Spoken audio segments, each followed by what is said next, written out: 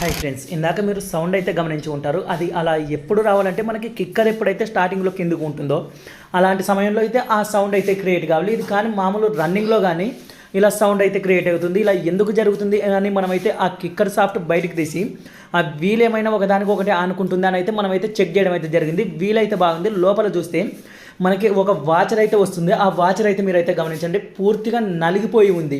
మనకి ఇంతకు ముందుకు వచ్చే బైక్లకి ఎక్కువ శాతం లోపల అనేది కనెక్షన్ ఉంటుండే కిక్కర్ రాడ్ వచ్చేసి. ఇప్పుడు క్లచ్ లోపల వేయడం వల్ల ఇది కాస్త మనకి బెండ్ కావడం వల్ల ఆ విధంగా అయితే జరిగింది. మనం వాచర్ వేసి మళ్ళీ ఫిట్ చేసాం. ఫిట్ చేసిన తర్వాత మీరు సౌండ్ అప్పటికి ఇప్పటికి ఎలా ఉందని అయితే గమనించండి. మొత్తం ఫిట్ చేసిన తర్వాత 100 రూపీస్ మనం ఫిట్టింగ్ ఛార్జ్ తీసుకున్నాం.